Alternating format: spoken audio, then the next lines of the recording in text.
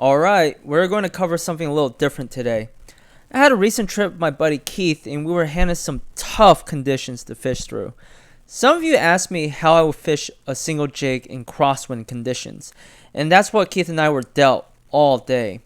Regardless, I had a great trip with over 30 fluke and 4 fat keepers. Gonna cover all the tips and tricks to allow you to succeed in chaotic conditions. Before I met up with Keith, I fished this stretch of beach while the conditions were still relatively tame. And yeah, I got into a quick flurry of bites and landed my first fat keeper before I met up with Keith.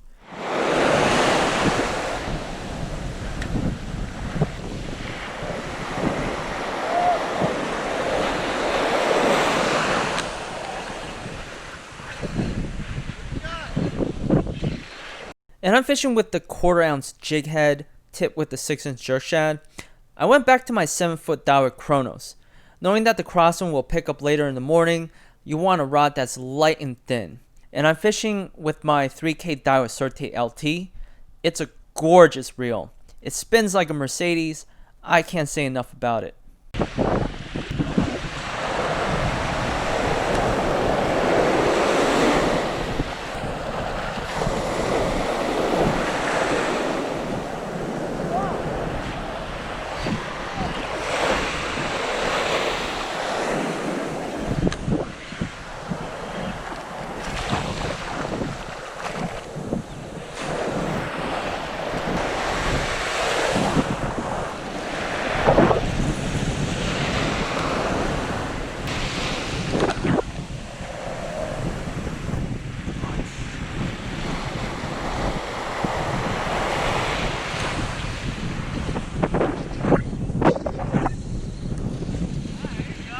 Yeah, a little fluke.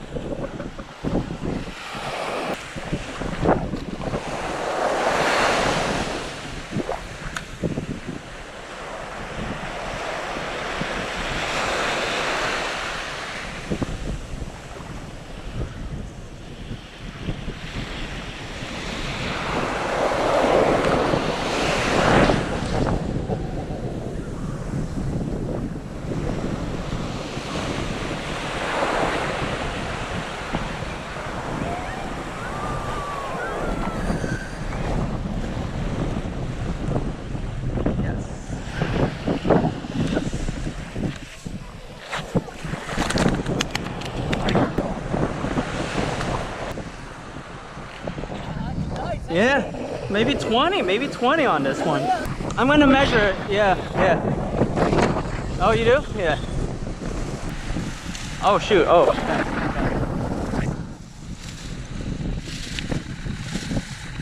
Good 20 and a half. Yeah. Yeah, nice. Yeah. Well, that was a good start, but time's ticking and I need to meet up with Keith. And yeah, you're gonna see conditions worsen. Okay, now the wind is unleashing its full fury. We have basically a head-on crosswind working from my left to right. Now, a few things are going to be important in this scenario. 1, avoid sizing up jig weight at all costs. 2, vary your angle of attack to counteract the wind. And 3, use the bow of the line to your advantage. Whoa! What? What the heck? When you're struggling in the crosswind, invariably your first instinct is to fish a heavier jig. Resist that. Remember, when you're fishing the surf, it's very shallow. A 1/4 ounce jig will get to the bottom in almost every situation. If you size up the jig, you're going to lose out on the action that a lighter jig will produce. Now, the angle of attack is also important. To combat against crosswind, you want to cast as much into the teeth of it. That way you can eliminate any extreme bowing in your line and allow you to fish the same way with the lighter jig. The luxury of fishing out front is that often the fish is right at the lip, so you can sacrifice distance while staying in the strike zone.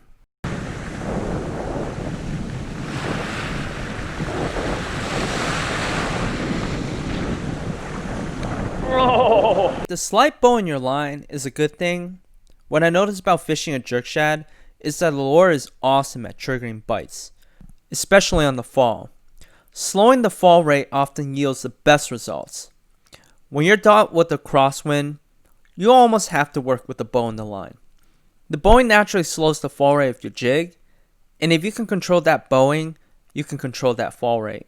And that's where you can trigger the most finicky fluke to bite.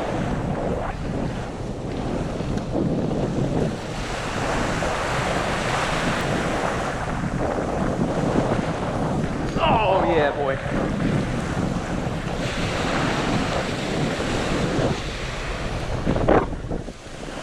You have to, dude. You can't be fishing half out. I typically don't let the jig fall on slackline, but when I'm fishing a crosswind, I do like to do that. This is one way to harness the bow in your line, and if you're concerned about that bow carrying your jig off the bottom, then let it sink on slack, like I do here.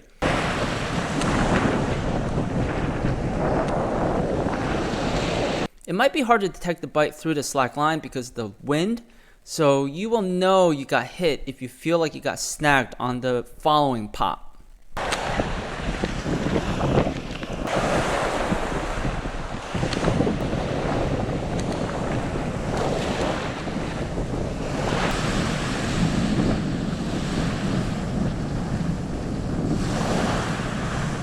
Oh, baby. Baby, baby, baby.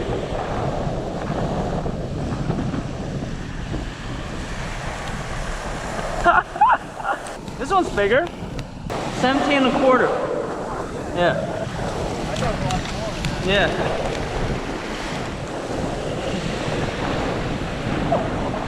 Now the bite was red hot, but I wasn't encouraged with the size of fluke we're catching. Keith had to leave, so I'm about to make a major move. Sometimes the hardest thing is to leave a bite to search for bigger fluke elsewhere, but on this day I got rewarded by switching it up.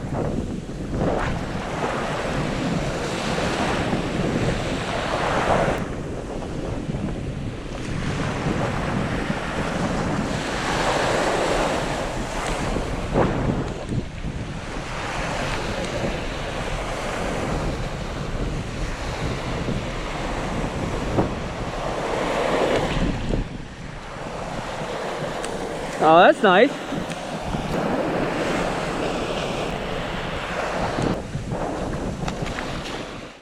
Okay, now I made a major move. I still have to deal with the crosswind, but it's more from my bag as opposed to head on. This stretch of beach has a nice sandbar about 50 yards out and a nice wide trough between the sandbar and the beach lip. Still fishing a 1/4 ounce jig, so the action is not as constant as before, but that actually is a good thing. Larger fluke tend to lurk on their own, and without the distraction of shorts, you can target them more easily.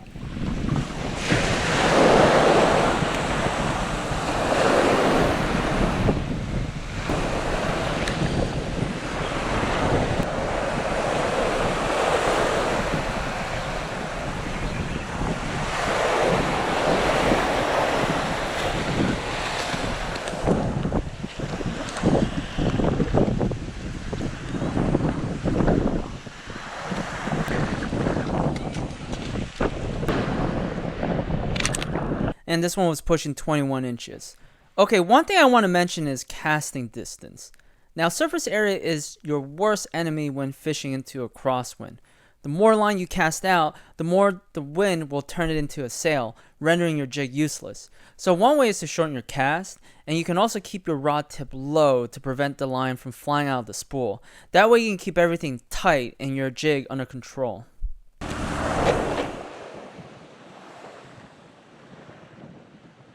Even with the wind slightly to your back, you don't want to be bombing casts for the hell of it. You want to fish that strike zone effectively with minimal surface area that will disrupt the natural movement of your jig.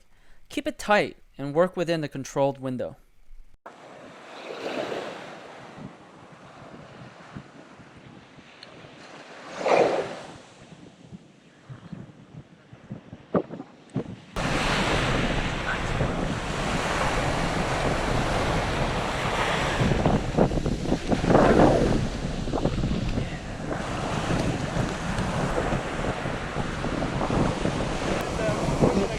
Yeah. The flounder. This one, 17. 17? Yeah, 17. That would be what? 18. 15 plus what?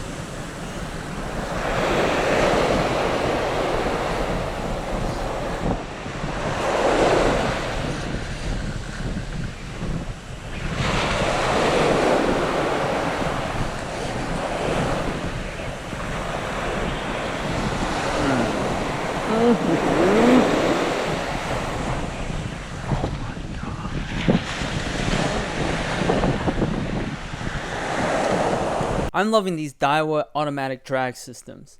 These bigger fluke tend to make a mad dash when they see the lip. I can pretty much set the drag tight to minimize slip during the hook set, but if the fluke takes a surge, there's enough smoothness and give from the drag to allow her to run. And these are the small things that will greatly increase her landing rate.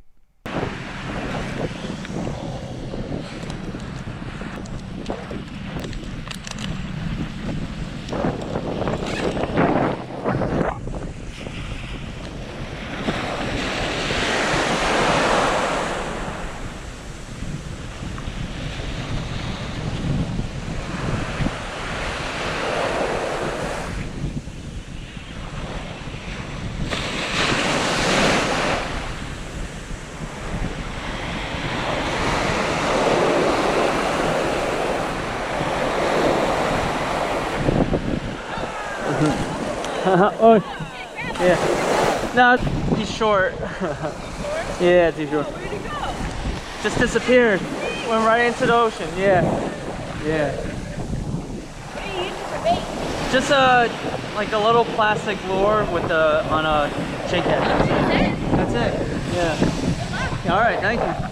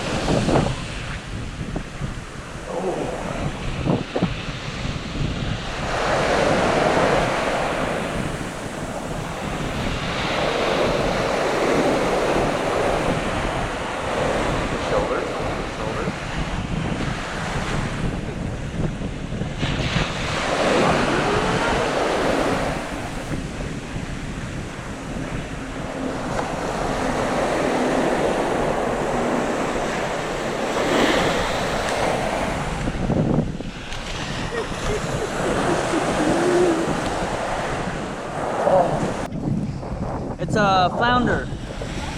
Yeah, yeah, yeah. I've never seen that in the water. Things like that are like. They're right where people are swimming. It's crazy. Yeah.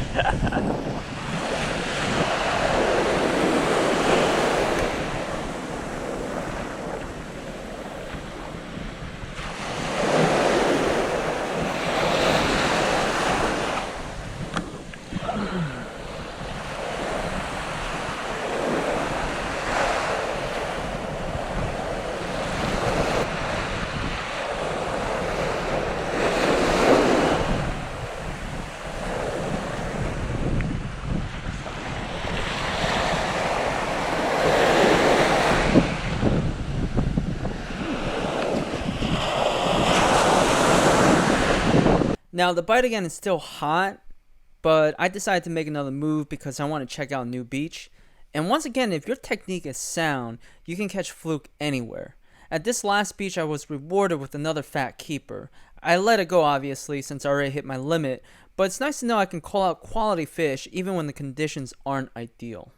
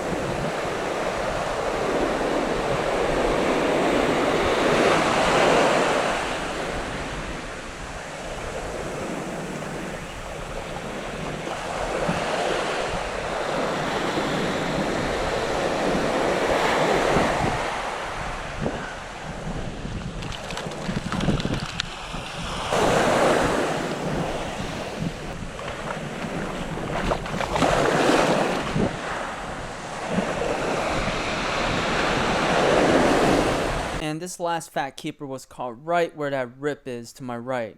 Again, these features are everywhere and change every day. But we'll leave beach reading for another video.